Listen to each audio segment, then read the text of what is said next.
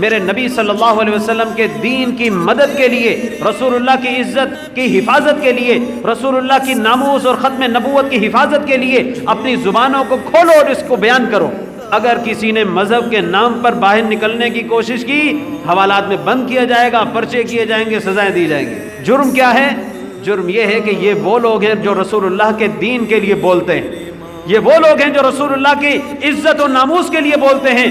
دنیا جو کرتی رہے دین اسلام کے ساتھ، رسول اللہ کی عزت و ناموس کے ساتھ، کسی کو جرت نہیں ہونی چاہیے کہ وہ زبان ہلائے۔ تلوار کا معاملہ تو دور ہے۔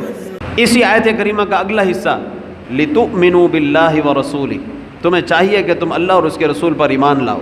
دوسرے نمبر پر فرمایا وتعزروہ، اور چاہیے کہ تم ان کی مدد کرو، وتوقروہ، اور چاہیے کہ تم ان کی تعظیم بجا لاؤ۔ تو تعزیر کسے کہتے ہیں؟ ڈکشنری کے اندر دو معنی ہیں۔ ان دو معنی کو سامنے رکھتے ہوئے پہلا معنی ہے النصرۃ مع التعظیم، کہ عظمت دل میں رکھتے ہوئے کسی کی مدد کرنے کو تعزیر کہا جاتا ہے۔ اب سنیے کہ اللہ کیا فرما رہا ہے۔ فرماتا ہے وَتُعَزِّرُوا، میرے نبی صلی اللہ علیہ وسلم کی مدد کرو تعظیم کے ساتھ۔ مطلب یہ ہے کہ جب تم رسول اللہ کے دین کی مدد کرو تو عام طور پر جو کوئی مدد کر رہا ہوتا ہے وہ سوچتا ہے کہ میرا احسان ہے، میں نے اس کی مدد کی ہے، میرا احسان ہے، میں نے فلانے کی مدد کی ہے۔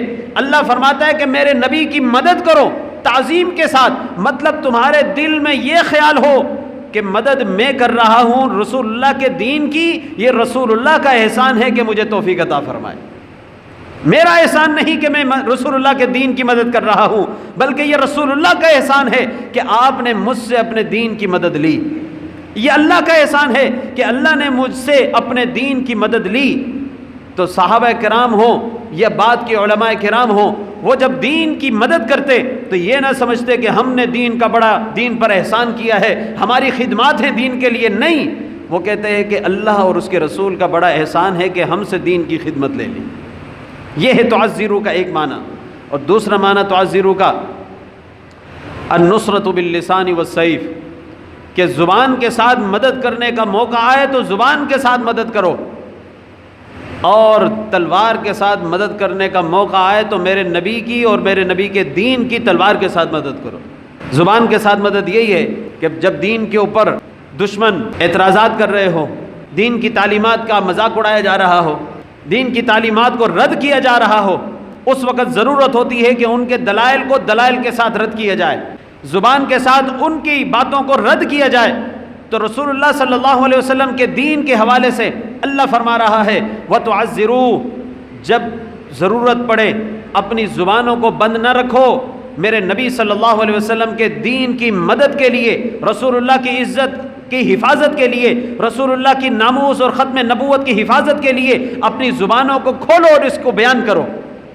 اور آج تو زبان استعمال کرنا منع ہے، پاکستان کے اندر یہ منع ہوتا جا رہا ہے کہ آپ اپنی سیاست کے لیے بات کر سکتے ہیں، اجازت ہے، آپ اپنے سیاسی لیڈروں کے لیے بات کر سکتے ہیں، اجازت ہے، آپ روڈ پر اپنے سیاسی حقوق کے لیے نکل سکتے ہیں، اجازت ہے، لیکن اگر کسی نے مذہب کے نام پر باہر نکلنے کی کوشش کی، حوالات میں بند کیا جائے گا، پرچے کیے جائیں گے، سزائیں دی جائیں گی۔ یہ اسلامی ریاست مدینہ کے نام پر ہو رہا ہے۔ کن کن علماء کو کتنے کتنے مہینوں سے قید کیا گیا ہے۔